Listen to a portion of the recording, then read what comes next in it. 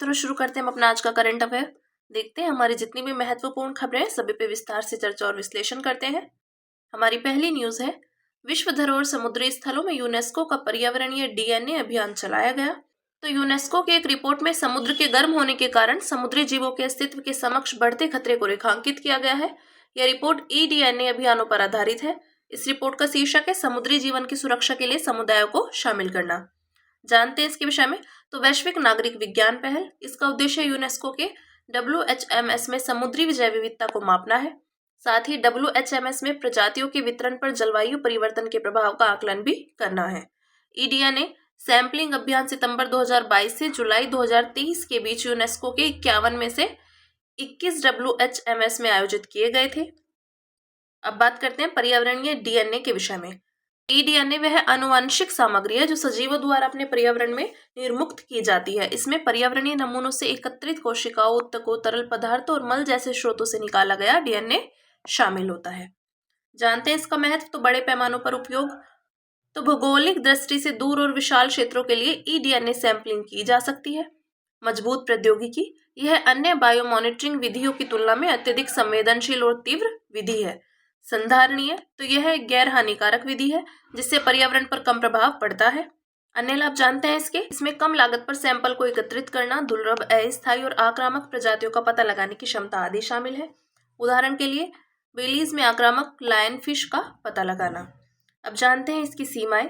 तो सीमित data, DNA केवल संबंधित जीव की उपस्थिति की पुष्टि करता है, लेकिन जीवों की संख्या, आकार, लिंग या जीवन चरण की जानकारी नहीं देता है। पहचान की समस्या, तो डीएनए रेफरेंस डेटाबेस में कई प्रजातियों की अनुपस्थिति के कारण पहचान में समस्याएं उत्पन्न होती हैं। अन्य समस्याएं, इसमें संदूषण की संभावना, लैब में सैंपल विश्लेषण की उच्च लागत आदि शामिल है। ठीक है, अब बात करेंगे यूनेस्को विश्व धरोहर समुद्री स्थलों के विषय में। तो ये विश्व के ब्लू कार्बन इकोसिस्टम का 5वां हिस्सा कवर करते हैं और वैश्विक ग्रीन हाउस गैस उत्सर्जन के लगभग 10% के बराबर कार्बन स्टोर करते हैं। भारत का सुंदरवन राष्ट्रीय उद्यान भी यूनेस्को को WHMS है। IUCN के अनुसार इन स्थलों में से 70% से अधिक जलवायु परिवर्तन से प्रभावित है। ये लगभग 35% संकटग्रस्त समुद्री प्रजातियों का पर्यावास भी है। ये वैश्विक स्तर पर 18,000 से अधिक समुद्री संरक्षित क्षेत्रों के नेटवर्क के लिए मॉडल के रूप में काम करते हैं और भारत में 26 MPS प्रायद्वीपीय क्षेत्र में और 106 MPS द्वीपों में स्थित है। ठीक है, ये बात की हमने यूनेस्को विश्व धरोहर समुद्री स्थलों के विषय में। अब बात करेंगे अगली न्यूज की, जो है सुप्रीम कोर्ट ने एक महिला सेनाधिकारी को स्थायी कमीशन प्रदान करने का आदेश दिया। तो सुप्रीम कोर्ट ने लेफ्टिनेंट कर्नल सुप्रीता चंदेल बनाम भारत संघ और अन्य वाद में महिला सेनाधिकारी को स्थायी कमीशन प्रदान करने का आदेश दिया। सुप्रीम कोर्ट ने संविधान के अनुच्छेद 142 के तहत अपनी शक्तियों का प्रयोग करते हुए यह आदेश दिया है। मूल नीति में 2013 में संशोधन के बाद सशस्त्र बल अधिकरण ने अन्य आवेदकों को एक बार आयु में छूट देकर राहत प्रदान की थी। हालांकि अपीलकर्ताओं को इसका लाभ नहीं दिया गया क्योंकि वह मूल मामले में पक्षकार नहीं थी। सुप्रीम कोर्ट का निर्णय क्या था? तो जो राहत समान परिस्थितियों वाले व्यक्तियों को दी गई है उसे उन व्यक्तियों को भी स्वतः प्रदान किया जाएगा जिन्होंने कोई याचिका दायर नहीं की है। कोर्ट ने इस फैसले के लिए अमृतलाल बेरी 1975 और KI शेफर्ड के 1987 जैसे पुराने फैसलों का हवाला दिया। महिला सैन्य कर्मियों को स्थायी कमीशन, तो वर्ष 1992 में केंद्र सरकार ने पहली बार महिलाओं को सेना के कुछ कैडर जैसे शॉर्ट सर्विस कमीशन और आर्मी सर्विस कोर आदि में शामिल होने की अनुमति दी थी। 2020 तक महिलाओं को सेना में स्थायी कमीशन के रूप में नियुक्त करने की अनुमति नहीं थी। उन्हें शॉर्ट सर्विस कमीशन अधिकारी के रूप में नियुक्त किया जाता था जिसका कार्यकाल 10+4 वर्ष का होता था। सुप्रीम कोर्ट ने बबीता पुनिया एवं अन्य वाद 2020 में महिला सैन्य कर्मियों को स्थायी कमीशन देने का आदेश दिया था। साथ ही उन्हें कमांड पदों पर नियुक्त के लिए योग्य माना था। कोर्ट ने कहा कि महिला अधिकारियों को स्थायी कमीशन से वंचित करना संविधान के अनुच्छेद 14 के तहत समता के मौलिक अधिकार का उल्लंघन है। अब एक बार देखते हैं अनुच्छेद 142 के विषय में। तो यह अनुच्छेद शीर्ष न्यायालय को उसके समक्ष लंबित किसी भी मामले में पूर्ण न्याय करने के लिए डिग्री या आदेश पारित करने की शक्ति प्रदान करता है। इस प्रकार पारित किसी भी डिग्री या आदेश को पूरे भारत में लागू किया जा सकता है। इसका वही प्रभाव होगा जो संसद द्वारा बनाए गए किसी कानून का होता है या राष्ट्रपति द्वारा जारी आदेश का होता है। यह डिग्री या आदेश संसद द्वारा इस हेतु बनाए गए कानून के तहत लागू होगा। ठीक है, ये बात की हमने आर्टिकल 142 की। अब बात करेंगे राजस्व आसूचना निदेशालय यानी DRI ने भारत में तस्करी रिपोर्ट 2023-24 जारी की। तो राजस्व व सूचना निदेशालय का गठन 1957 में किया गया था। यह केंद्रीय वित्त मंत्रालय के संगठन, केंद्रीय अप्रत्यक्ष कर और सीमा शुल्क बोर्ड के अधीन कार्य करता है। यह भारत में तस्करी रोधी शीर्ष एजेंसी है। रिपोर्ट के मुख्य बिंदुओं पर एक नजर डालेंगे तो DRI ने 1319 किलोग्राम सोना जब्त किया है। इनमें सड़क और हवाई मार्गों से क्रमशः 55% और 36% जब्ती हुई है। भारत में तस्करी के लिए लाई जाने वाली कोकीन की मात्रा में 9% की वृद्धि दर्ज की गई है। इसकी तस्करी मुख्य रूप से हवाई अड्डों के जरिए की जाती है। DRI ने अवैध वन्य जीव उत्पाद विशेष रूप से लगभग 53.49 किलोग्राम वजन के हाथी दांत जब्त किए। ठीक है, अब जानते हैं भारत में तस्करी का खतरा क्यों है। तो भारत ड्रग तस्करी के मुख्य मार्गों के निकट स्थित है। ड्रग तस्करी के मुख्य मार्ग निम्नलिखित है। तो देखते हैं, डेथ क्रिसेंट, इसमें अफगानिस्तान, ईरान और पाकिस्तान शामिल है, तथा डेथ ट्रायंगल, तो इसमें म्यांमार, लाओस, थाईलैंड शामिल है। भारत की लंबी अंतर्राष्ट्रीय सीमा, तो भारत की अंतर्राष्ट्रीय सीमाओं की जगह बाड़बंदी नहीं की गई है। इसके अलावा इन सीमाओं पर कई जगह पहाड़, पठार या नदियां अवस्थित है। साथ ही भारत का समुद्री तट 7500 किलोमीटर लंबा है। इन जगहों के 2400 घंटे निगरानी करना मुश्किल होता है। देश में तस्करी वाली वस्तुओं की अधिक मांग, तो स्वर्ण आभूषणों के प्रति परंपरागत लगाव, बढ़ती युवा आबादी और नशीले पदार्थों की मांग जैसे कारक भारत को एक आकर्षक बाजार बनाते हैं। आर्थिक कारण, तो वस्तुओं पर अधिक कर, वस्तुओं के मूल्यों में अंतर जैसी वजहें भी तस्करी को बढ़ावा देती है। उदाहरण के लिए भारत की तुलना में दुबई और बैंकॉक में सोने की कीमत कम है। आगे की राह जानते हैं, तो अंतर्राष्ट्रीय एजेंसियों के साथ सहयोग बढ़ाना। उदाहरण के लिए विश्व सीमा शुल्क संगठन ने ऑपरेशन टेंटेकल लॉन्च किया है। इसका उद्देश्य विमान यात्रियों द्वारा मुद्रा, हीरे और सोने की तस्करी पर नजर रखना है। सीमा और तटीय सुरक्षा को मजबूत करना, तो सीमा प्रबंधन को एकीकृत करना, सीमाओं की निगरानी बढ़ाना, रडार व गश्त के माध्यम से तटीय निगरानी करना जैसे उपाय किए जा सकते हैं। सीमाओं की निगरानी में थर्मल इमेजिंग, मोशन सेंसर आदि का उपयोग किया जा सकता है। ठीक है, अब बात करेंगे तस्करी को रोकने के लिए उठाए गए कदम। तो वैश्विक कदम की बात करें तो मादक पदार्थों और अपराध पर संयुक्त राष्ट्र कार्यालय का गठन किया गया। पेरिस पैक्ट इनिशिएटिव का उद्देश्य नारकोटिक्स के खिलाफ कार्य करने वाली एजेंसियों के बीच समन्वय को मजबूत करना है और वन्य जीवों और वनस्पतियों के एंडेंजर्ड प्रजातियों के अंतर्राष्ट्रीय व्यापार पर कन्वेंशन के तहत वन्य जीवों के व्यापार को नियंत्रित किया गया है। ठीक है, अब देखते हैं भारत द्वारा उठाए गए कदम। तो नारकोटिक ड्रग्स और साइकोट्रोपिक पदार्थ अधिनियम 1985 लागू किया गया है। इसका उद्देश्य मादक पदार्थों की तस्करी को रोकना है। खतरनाक और अन्य अपशिष्ट संशोधन अधिनियम 2023 लागू किया गया है। वन्यजीव अपराध नियंत्रण ब्यूरो का गठन किया गया है। ठीक है, ये बात की हमने तस्करी को रोकने के लिए जो कदम उठाए गए हैं वैश्विक स्तर पर और भारत द्वारा, उनके विषय में हमने चर्चा की। अब बात करेंगे, IIT मद्रास ने भारत के पहले हाइपरलूप ट्रैक का परीक्षण किया। तो IIT मद्रास ने भारत के पहले हाइपरलूप टेस्ट ट्रैक का अनावरण किया है। इस ट्रैक की लंबाई 410 मीटर है। यह ट्रैक भारतीय परिस्थितियों में हाइपरलूप की व्यवहारिकता को सत्यापित करने के लिए एक प्रोटोटाइप के रूप में कार्य करेगा। मुंबई पुणे रूट को भारत के पहले फुल स्केल हाइपरलूप सिस्टम के लिए चुना गया है। ठीक है, अब जानते हैं हाइपरलूप क्या है। तो हाइपरलूप हाई स्पीड वाली परिवहन प्रणाली है। इस प्रणाली में निम्न दाब वाली ट्यूब होती है। इस ट्यूब से होकर कैप्सूल या पॉड बिना किसी घर्षण या बिना वायु प्रतिरोध के गमन कर सकते हैं। इसे परिवहन प्रणाली को सबसे पहले 2013 में एलन मस्क ने प्रस्तावित किया था। इसके मुख्य घटक और कार्यप्रणाली जानते हैं। तो ट्यूब नियर वैक्यूम ट्यूब वायु प्रतिरोध को कम करती है। इसकी वजह से कैप्सूल हाई स्पीड पर गमन कर पाता है। कैप्सूल या पॉड यह यात्रियों या वस्तुओं को ले जाने वाले वाहन की तरह होता है। पॉड ट्रैक को स्पर्श किए बिना उसके ऊपर गति करने के लिए मैग्नेटिक लेविटेशन का उपयोग करता है। इसके ट्रैक के साथ घर्षण की संभावना समाप्त हो जाती है। Magnetic levitation. कंप्रेसर, तो यह हवा को खींचता है और कैप्सूल को कम दबाव वाली ट्यूब से गुजरने में मदद करता है। सस्पेंशन, एयर बेयरिंग सस्पेंशन वजन को सहने तथा सुचारू और घर्षण रहित गति के लिए दबाव युक्त वायु की एक पतली परत का उपयोग करता है। प्रणोदन या प्रोपल्शन, तो लीनियर इंडक्शन मोटर्स का उपयोग करके पॉड को आगे बढ़ाया जाता है। ठीक है, अब बात करेंगे हाइपरलूप का महत्व। तो इस परिवहन प्रणाली में पॉड 1100 किलोमीटर प्रति घंटा तक की गति से गमन कर सकता है। हालांकि इसे आमतौर पर लगभग 360 किलोमीटर प्रति घंटा की गति से चलाया जाएगा। कोई उत्सर्जन नहीं। पूरी हाइपरलूप प्रणाली सौर पैनलों द्वारा संचालित होती है। हाइपरलूप को आम परिवहन साधन बनाने के समक्ष चुनौतियां जानते हैं। तो अवसंरचना संबंधी चुनौतियां, तो शुरुआती लागत काफी अधिक आती है तथा रूट निर्माण के लिए भूमि अधिग्रहण प्रक्रिया जटिल है। इसके अलावा रूट में सभी जगह की जमीन एक जैसी नहीं होती है। विनियामक मंजूरी मिलने में परेशानी, तो हाइपरलूप के लिए अलग से विनियामक फ्रेमवर्क मौजूद नहीं है और सुरक्षित परिवहन साधन को सर्टिफिकेट देने में भी चुनौतियां मौजूद है। साथ ही पर्यावरणीय मंजूरी मिलना भी आसान नहीं है आदि। तकनीकी बाधाएं, तो हाइपरलूप के बारे में तकनीकी अनुभव और विशेषज्ञों की कमी है।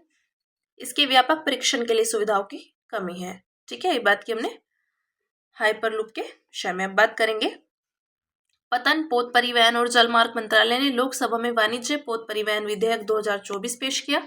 तो इस विधेयक का उद्देश्य वाणिज्य पोत परिवहन अधिनियम 1958 की जगह लेना है। इस विधेयक का लक्ष्य वाणिज्य पोत परिवहन से संबंधित कानून को एकीकृत और संशोधित करना है। इससे भारत द्वारा हस्ताक्षरित समुद्री संधियों और अंतर्राष्ट्रीय समझौतों के तहत दायित्वों का पालन सुनिश्चित हो सकेगा। ठीक है, इस विधेयक की मुख्य विशेषताओं पर एक नजर डालते हैं। राष्ट्रीय पोत परिवहन बोर्ड की स्थापना, ये भारतीय पोत परिवहन से संबंधित मामलों पर केंद्र सरकार को सलाह देगा। बोर्ड को अपने कार्य संचालन के लिए अपनी प्रक्रिया विनियमित करने की शक्ति होगी। समुद्री प्रशासन, तो केंद्र सरकार समुद्री प्रशासन के महानिदेशक के रूप में एक व्यक्ति को नियुक्त करेगी। पोत का पंजीकरण स्वामित्व के लिए पात्र होंगे। अनिवासी भारतीय मूल के विदेशी नागरिक सहित भारत के नागरिक भी पात्र होंगे और किसी केंद्रीय अधिनियम या राज्य अधिनियम द्वारा स्थापित कंपनी निकाय जिसका पंजीकृत कार्यालय भारत में हो वो भी पात्र होंगे। तो भारतीय पोत या शेयर का हस्तांतरण, तो जब भारत या उसके किसी क्षेत्र की सुरक्षा को किसी भी तरह के प्रतिबंध, युद्ध, बाहरी आक्रमण या आपातकाल के दौरान खतरा हो तो कोई भी व्यक्ति किसी भारतीय पोत या उसके शेयर को हस्तांतरित या अधिग्रहित नहीं कर सकेगा।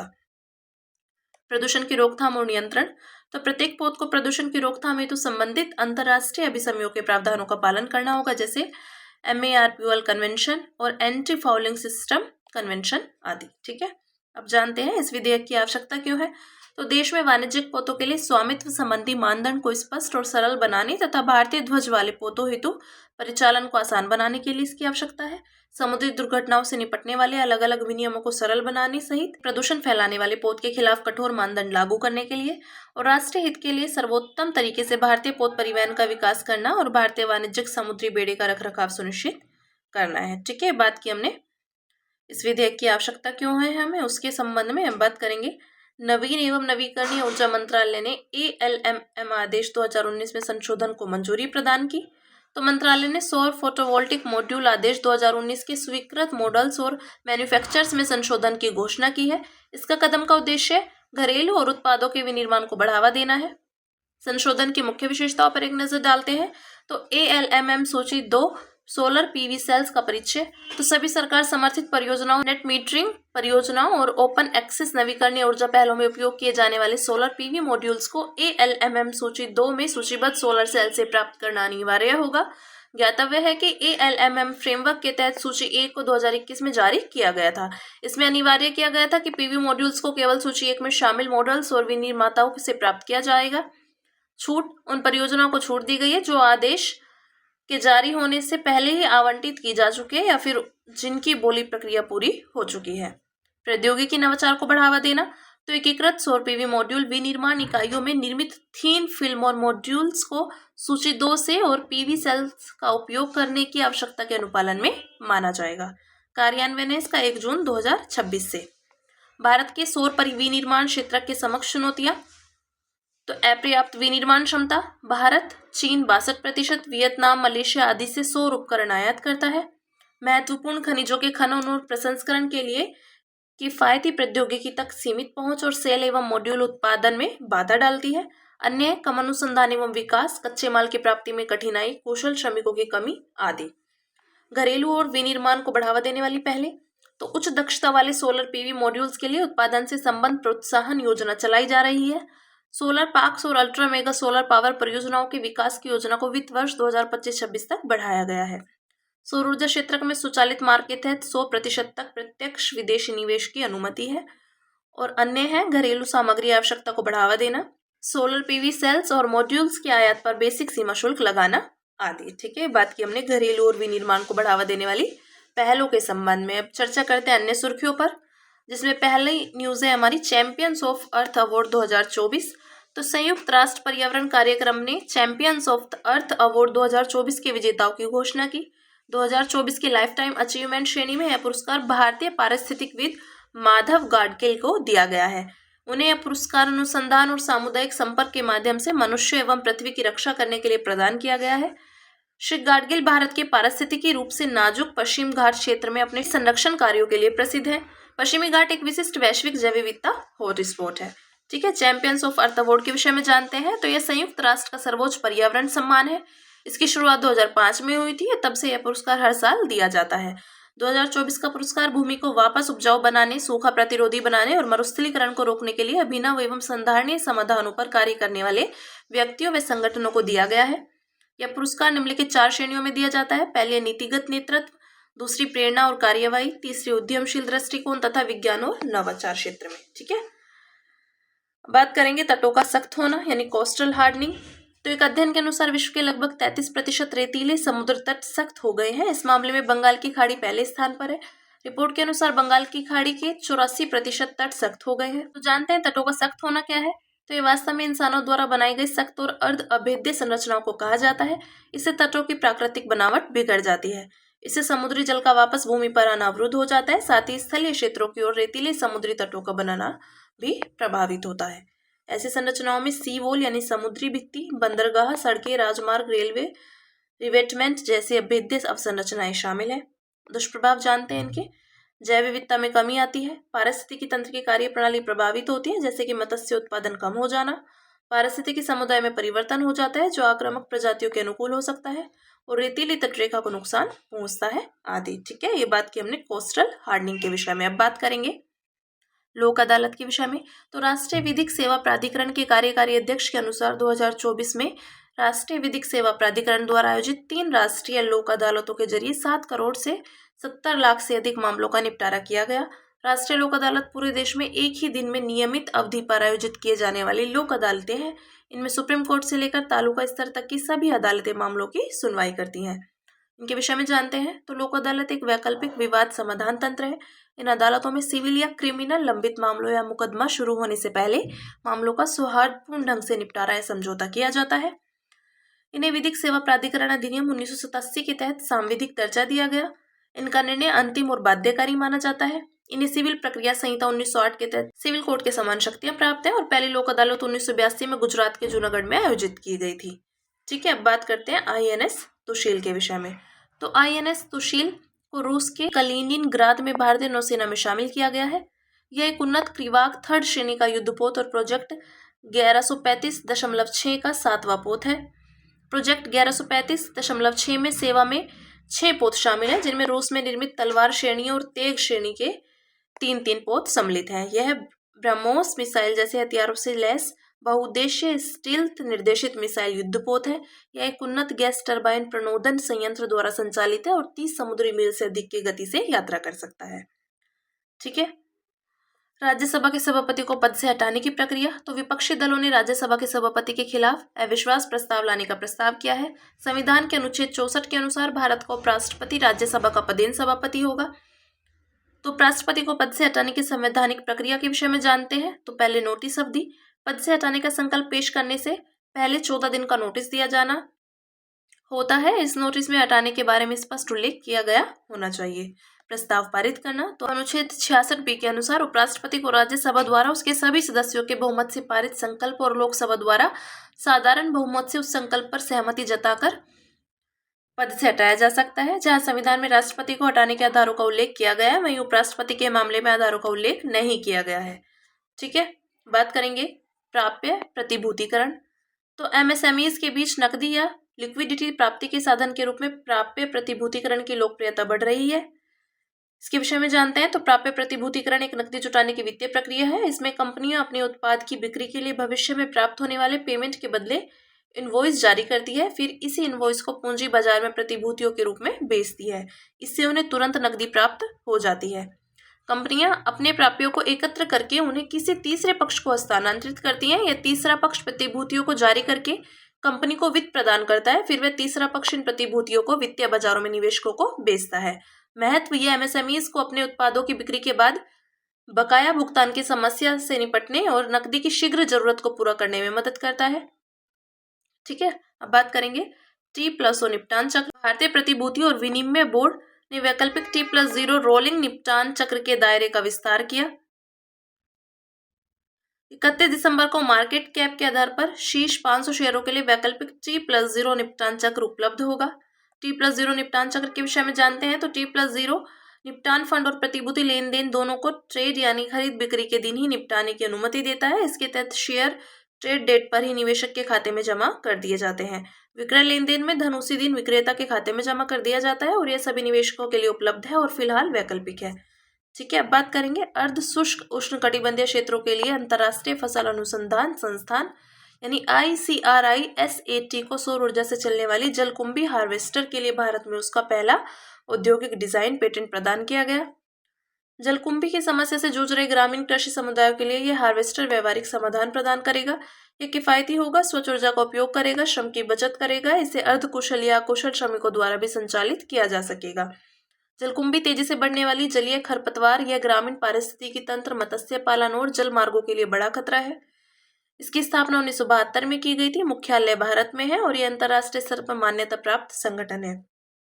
यह शुष्क भूमि खेती और कृषि खाद्य प्रणालियों में सुधार के लिए कार्य कर रहा है और इन सुधारों के जरिए यह संगठन एशिया और अन्य क्षेत्रों की शुष्क भूमि में खाद्य संकट, कुपोषण एवं पर्यावरणीय क्षरण को दूर करने के लिए प्रतिबद्ध है। ठीक है, अब बात करते हैं सुर्खियों में रहा व्यक्तित्व हमारा सी राजगोपालाचारी। तो देशवासियों ने सी राजगोपालाचारी को उनकी जयंती पर याद किया।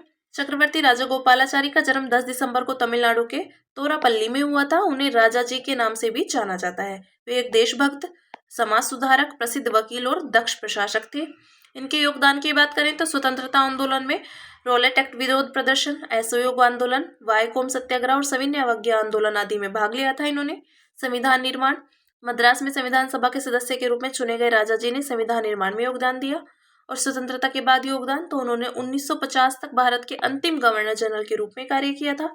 राजा जी ने स्वतंत्र पार्टी का गठन किया था। मूल्य इनके देशभक्ति, नेतृत्व, ईमानदारी आदि।